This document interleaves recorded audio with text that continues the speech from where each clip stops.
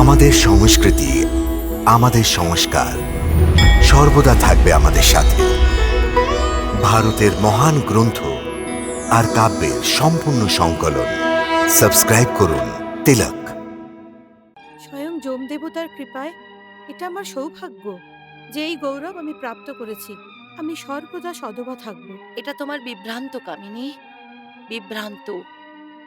এই পঞ্চশীল সংসারে কেউই অমর হয় না। স্বয়ং আমার স্বামী মায়েশূর এই বিভ্রান্ততেই যুদ্ধ দেখেছিল কি ওনার বধ কেউ করতে পারবে না। কিন্তু কি হলো? ওনার কাটা মুন্ডু এবং দেহ এই মহলে এসে পড়েছিল।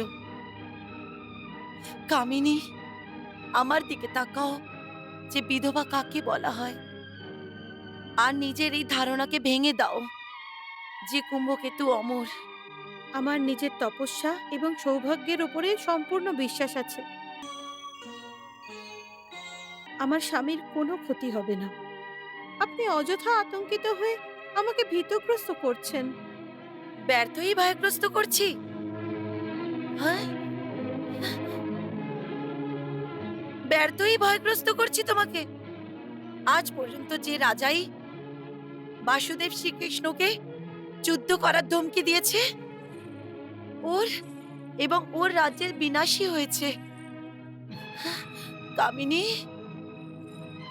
প্রদ্যুম্ন ও যে ওই শক্তিশালী এবং শক্তিমান কৃষ্ণের পুত্র, যে একাই নিজের শক্তি দিয়ে অসুরেশ্বর অসুরদের নাশ করেছে। ও অবশ্যই শ্রীকৃষ্ণের মায়াবী সুরক্ষা পেয়েছে। ও অবশ্যই কুম্ভকেতুর অমর হওয়ার বিভ্রান্তিকে ভেঙে ফেলবে। না, এটা হতে পারে না। এরকমই হবে। সেই জন্য আমার কথা শোনো কামিনী, নিজের স্বামীকে যুদ্ধে পাঠিও না, কারণ ওখানে মৃত্যু জাল ফেলে ওর প্রতীক্ষা করছে। এই যুদ্ধকে আটকাও, কুম্ভকেতুকে আটকাও, আটকে দাও কামিনী। কিন্তু দিদি, তীর তুনির থেকে বেরিয়ে গেছে। এখন ওটা আর ফেরত আনা সম্ভব নয়। এই জন্য যোদ্ধারা যখন যুদ্ধে চলে গেছেন তাদের আটকানো, ওদের অপমান করা হয়। আর আমি আমার পতি অপমান করতে পারবো না। ক্ষমা করুন দিদি, আজ আপনি আমাকে এরকম আদেশ দিয়েছেন যার পালন করা আমার আয়ত্তে নেই। ক্ষমা করুন।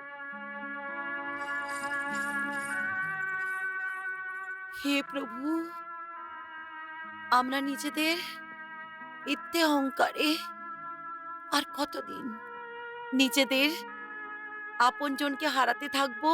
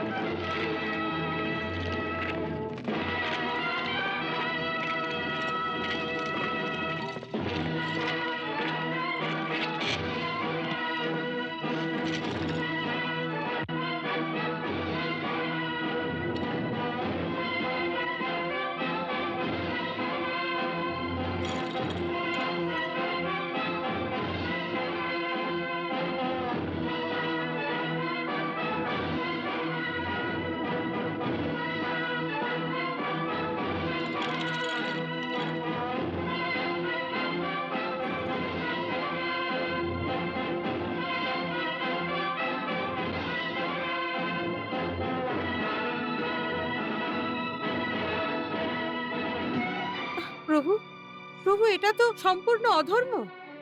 একজন প্রদ্যুম্নের বিরুদ্ধে সমরেশ্বরের সম্পূর্ণ সৈনিক। দেবী, অসুরদের থেকে ধর্মযুদ্ধের আশা কি করে করতে পারেন? দেবী, প্রদ্যুম্ন আসলে অধর্মের নীতি দিয়ে যুদ্ধ করতে চায় না, আর ও নিজের তীরন্দাজ বিদ্যা, যুদ্ধবিদ্যা এবং নিজের শক্তির ওপরে সম্পূর্ণ বিশ্বাস আছে। দেবী, যুদ্ধের কিছু নিয়ম আছে।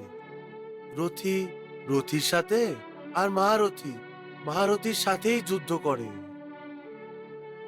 যোদ্ধা কখনোই ওই শত্রুর ওপরে যে অস্ত্র ফেলে দিয়েছে তার ওপরে বার করে না। পরাজিত হয়ে পালিয়ে যাওয়া যোদ্ধার ওপরেও প্রহার করা উচিত নয়। প্রদ্যুম্ন ধর্মযুদ্ধের এই সমস্ত নিয়মেরই পালন করছে। সেই কারণেই প্রদ্যুম্নের জিত অবশ্যই হবে দেবী।